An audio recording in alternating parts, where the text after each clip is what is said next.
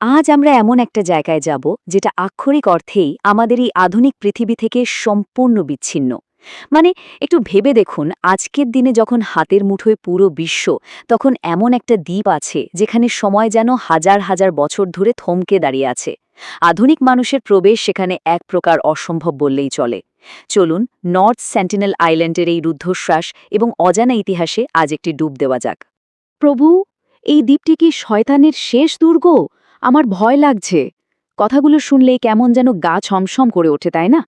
২০১৮ সালে লেখা এক মার্কিন তরুণের ডায়েরির একেবারে শেষ দিকের লাইন ছিল এটি। এই একটা কথা থেকেই আসলে আন্দাজ করা যায় নর্থ সেন্টিনেল আইল্যান্ডের চারপাশের পরিবেশ কতটা ভয়ঙ্কর আর রহস্যে ঘেরা। যুগ যুগ ধরে এই রহস্যই কিন্তু বাইরের পৃথিবীকে ওই দ্বীপের তীর থেকে দূরে সরিয়ে রেখেছে।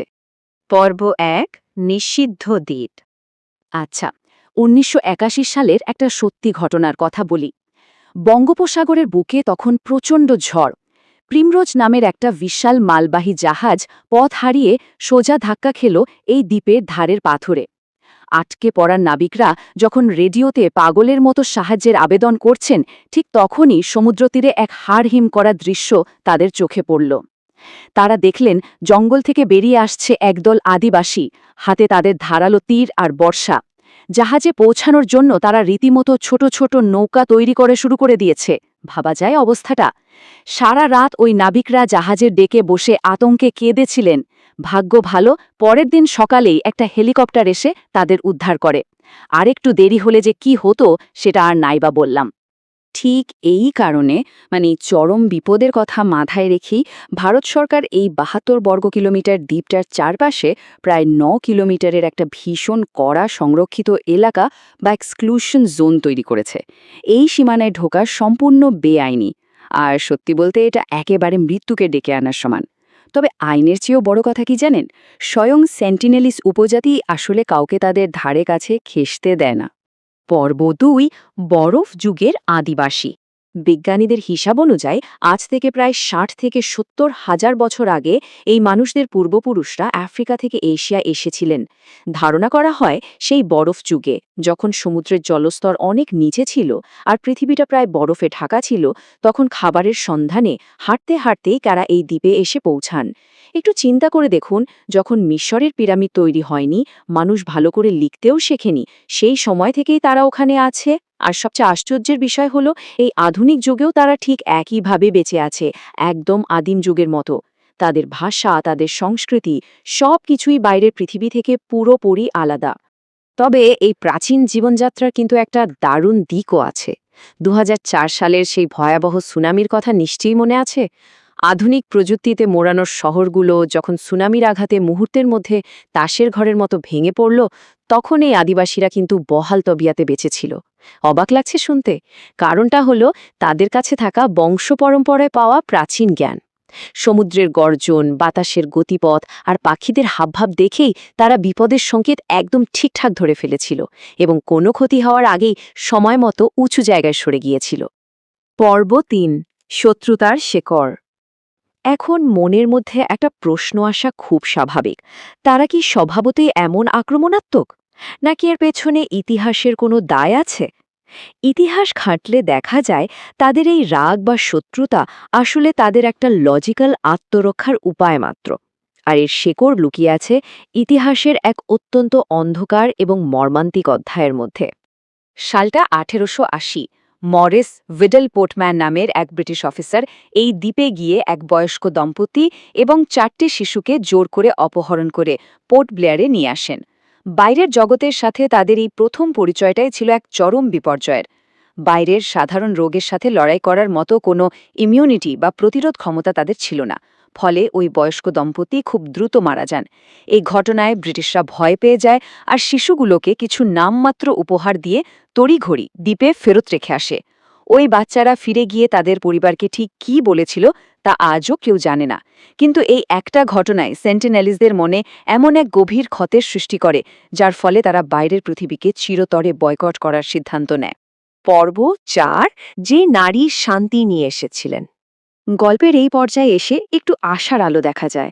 ১৯৯১ সালের ৪ঠা জানুয়ারি ভারতীয় নৃবিজ্ঞানী মধুমালা চট্টোপাধ্যায় তার দল নিয়ে একটা ছোট নৌকায় করে ওই দ্বীপের উপকূলে পৌঁছান। সৈকতে তীর ধনুক হাতে আদিবাসীরা একেবারেই প্রস্তুত, কিন্তু মধুমালা অত্যন্ত শান্তভাবে পানিতে নারকেল ভাসিয়ে দিতে শুরু করেন।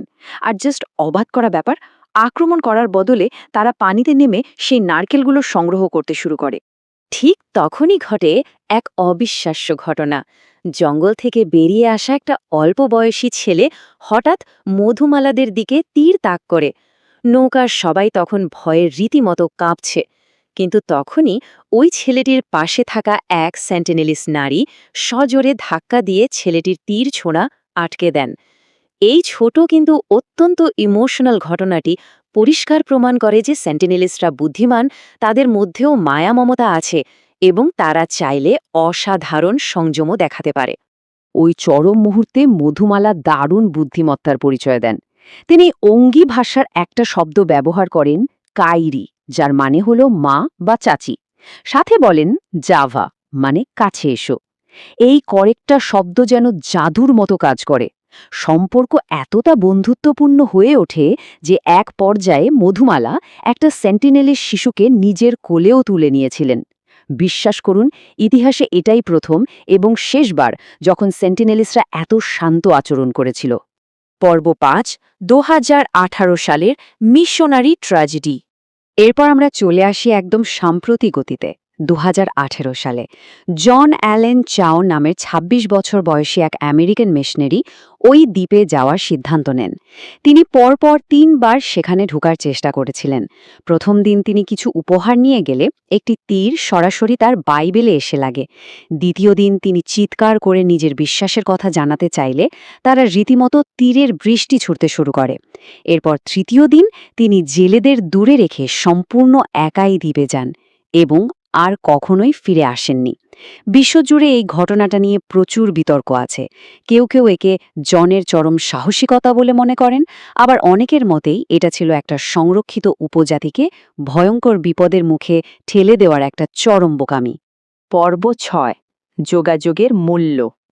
এই যে এত শত্রুতা, এত আক্রমণ, এর পেছনের আসল বিজ্ঞানটা কিন্তু বেশ নির্মম। যখন গ্রেট আন্দামানিজদের মতো উপজাতিদের সাথে বাইরের পৃথিবীর যোগাযোগ হয়েছে, তখন কি হয়েছে জানেন? বাইরের মানুষের একেবারে সাধারণ রোগবালাইও তাদের প্রায় ধ্বংস করে দিয়েছে, কারণ আধুনিক রোগের বিরুদ্ধে তাদের শরীরে কোনো প্রতিরোধ ক্ষমতাই নেই। অন্যদিকে সেন্টিনেলিস্টরা আজ পর্যন্ত টিকে আছে, কারণ তারা সম্পূর্ণ বিচ্ছিন্ন।